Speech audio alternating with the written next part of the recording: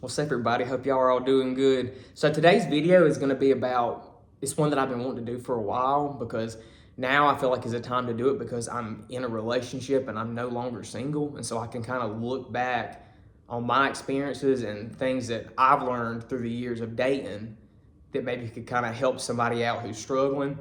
Because I struggled bad when I was single, trying to date, trying to find someone. You hit a lot of pitfalls, you go through a lot of ruts, and you have a lot of bad experiences. That's part of it.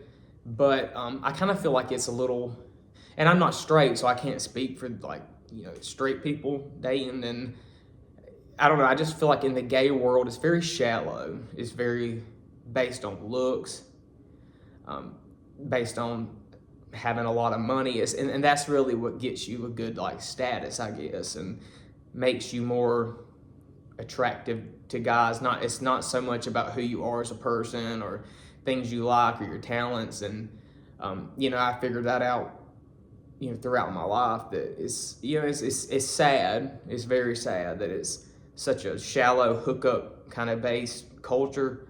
And I kind of wish that, and I honestly don't see it going away anytime soon. I mean, it may get worse, it may not, but I feel it's gonna probably be around for a long time because there's a lot of, unfortunately, there's a lot of infidelity, and there's just a lot of issues that I noticed that is kind of very prevalent, in the gay world, and it's just, like I said earlier, it's just so much of a hookup-based culture that it's hard to find true connection and true, love and, a lifelong partnership, because that's what I always look for. That's the kind of person that I'm built for that kind of life. I'm not built for open relationships, and I don't have a problem with anybody that does that. That's fine. I mean, I don't judge, and I would never look down or talk bad about people who do that, because everybody's different. Some people are built for that, some are not, and I'm just speaking for me,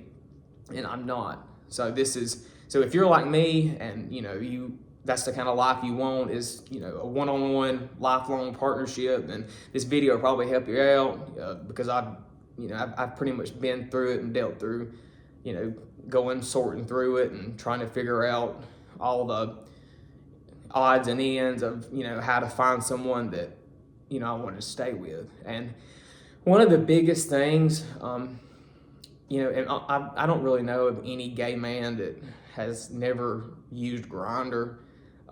I mean, I'd had it when I was younger. I had it, I would keep it for maybe a week, and then I would start getting creeped out because because I had my face on there and my name. I didn't have no discreet anything like that. And I would have all these guys just message me, and it just got to where it was so disgusting, and I was like, this is not me. But see, I was getting on there looking for love. I was getting on a hookup app to look for love.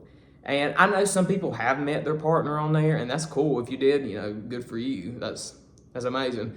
But I just kind of got the feeling, and I kind of gained the common sense later on. I was like, I am not going to find true connection on a hookup app, because most people are on there for a hookup. They're not on there. I mean, this is not eHarmony.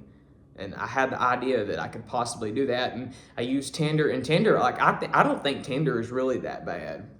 I don't. I think you can find more of a connection with people on Tinder. I mean, I know people do use it for hookups, but I never did. And I never really had people seek that for me, when we matched on Tinder and stuff. My boyfriend now, we met on Tinder, and we've had a wonderful relationship, so far. I mean, we're growing closer each day, and it's been a good time. So I don't regret having that at all. But, as far as Grindr, and I think the other one is Scruff, and I think there's one more, but just if you really want to find true connection, just the best thing you can do is stay away. I mean, if you're looking for a hookup, then go for it.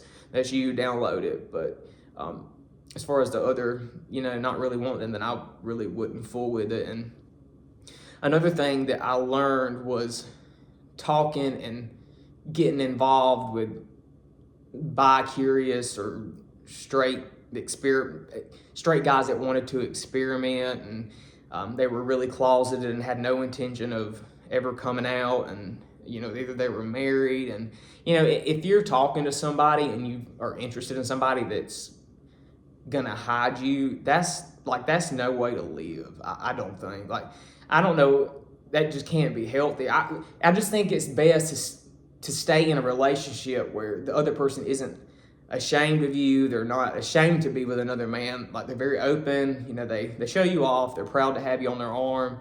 And if somebody's closeted like that, that's cool. I mean, because if somebody's closeted and they have the intention of wanting to come out, they meet you, they fall in love, and they want to tell the world about it, then go for it. Because people sometimes just need support. But if you're with somebody or talking to somebody that has no intention whatsoever of making it public, of letting people know y'all together, then stay away, because you will end up heartbroken.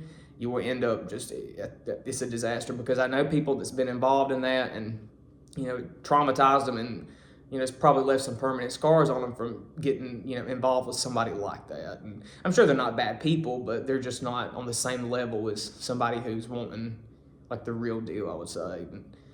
And also another thing is I learned to stay away from people that are in relationships but they're unhappy and they're kind of using you as a way out, or they claim that they're falling for you and they want to leave the person they're with and come be with you. And I found out that a lot of times people use that as an excuse just to get you in their bed, just to get a good time out of you. And then of course they always go back and stay with a person that they claim they were trying to get away from. So if somebody's in a relationship, just don't even go there. Don't get involved in it. Don't fool with it, because it will end up messy and it will end up in something that you absolutely regret ever doing. And I know that, I've seen that happen so many times. And another thing too is, like, so if you meet somebody and y'all talk or whatever, and then comes a time they start texting you or get on Snapchat and they start automatically sending you like nudes and stuff, like, hell no. That right there, I learned, is one of the biggest red flags. Like, if you meet someone and they really are interested in you as a person, they will ask about your personal life. They will ask about who you are as a person, about your likes, your dislikes, your talents, the things you're passionate about. They're not going to sit and send you pictures of like nudes and stuff right off the bat. And if they're asking you for them, or they're making you uncomfortable, then you need to just get rid of them. Because if I had somebody do me like that, first off, I wouldn't respond.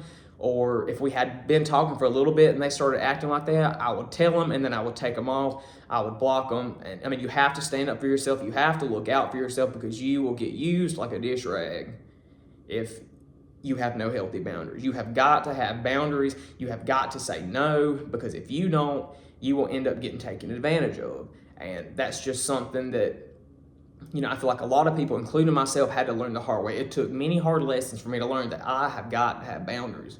And so once I got the boundaries, my dating life improved so much.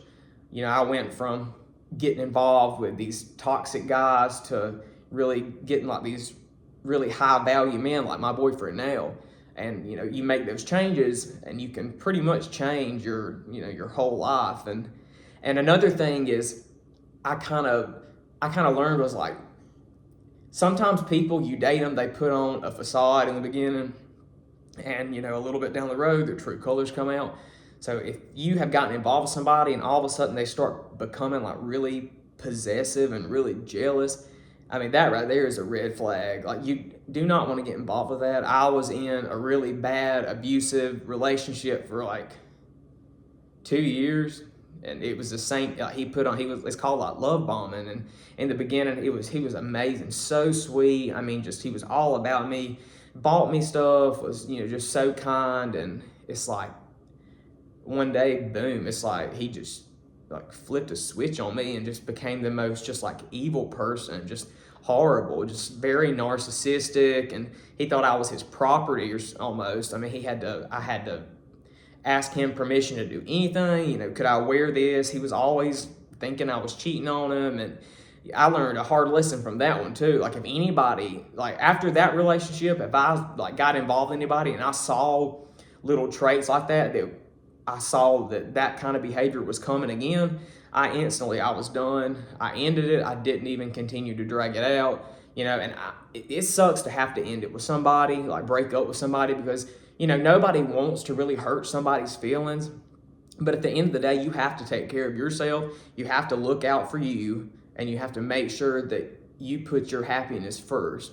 Because I always had the problem that I always had a hard time breaking up with people. I would let it keep dragging out, hoping that it would stop, it would go away, when I should have just ended it to begin with. And I learned not to do that. I don't want to waste my time. I don't want to waste nobody else's time. I know exactly what I wanted, what I really wanted to go for, and I went for it, and I didn't settle. So one of the biggest things you can do is not settle. If something doesn't feel right, or if something's not making sense, then that's probably not for you.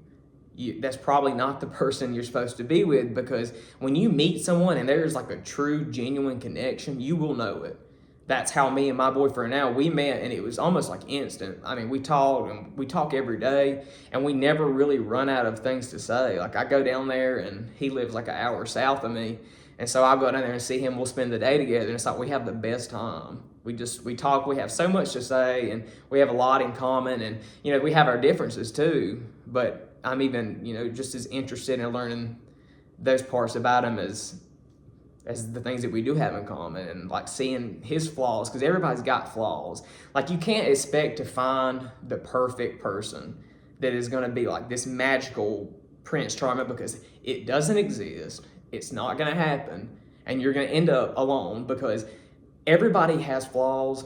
Everybody has toxic behaviors about themselves. I still do, even though we may not know it, we may not realize it. I mean, we are not perfect at all. We are flawed. And you can't just sit and say everybody's toxic if they show like a human flaw, like behavior. Like, somebody gets mad about something. Somebody shows a little bit of anger.